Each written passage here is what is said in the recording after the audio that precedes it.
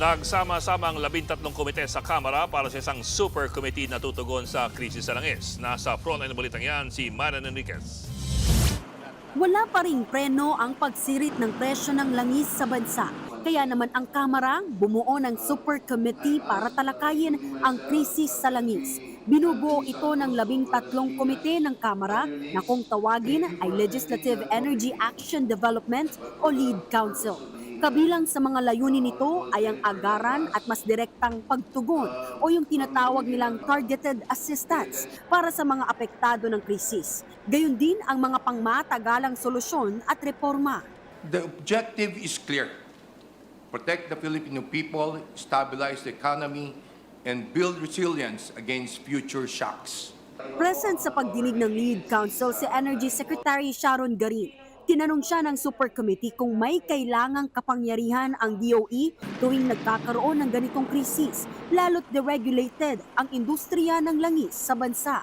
So if DOE can, at the very least, dictate how much they should earn in times of those difficult times, then DOE can, the public can be more protected from profiteering and any other, taking advantage of the situation, Mr. Chair. During urgent emergency situations like today, the DOE should have the power to cap the premium or income. Ultimately, yes, Mr. Chair. Okay, Because okay I na just ako want doon. to add, triggers can be based on price or on the availability of our reserves. Halimbawa, pag ang inventory level natin is below 15, pero yung presyo mababa pa rin, it should trigger still, no? Mga things like that, Okay. Mr. Chair. Inusisa rin sa pagdinig ang mas mataas na presyo ng petrolyo sa Pilipinas kumpara sa mga karatig bansa. Sa datos ng Energy Department, 111% ang itinaas ng presyo ng diesel mula February 23, habang higit 70% naman ang naging paglobo sa presyo ng gasolina sa loob lang ng isang buwan.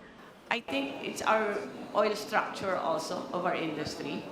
Kasi fully liberalized siya eh. And we don't have any buffers. We tax it. We don't have any buffers as into price control. Wala tayong oil stabilization fund. Unlike the other countries that are less vulnerable, meron silang subsidy on their pump price, and they have their own source of oil, and also they have their own bigger refineries. Ang problema kung anong bilis ng pagsipa ng presyo ng petrolyo ay siya namang bagal ng pagbaba nito, oras na tumigil na ang gyera sa Middle East. Nagbabalita mula sa Frontline, Marian Enriquez. News 5. Mga kapatid, Ed Lingaw po, maging maalam at may pakialam sa mga napapanahong balita sa ating bansa. Para sa mas malilimang pagtalakay at paghimay sa mga issue at headlines, mag-follow at mag-subscribe sa social media pages ng News 5.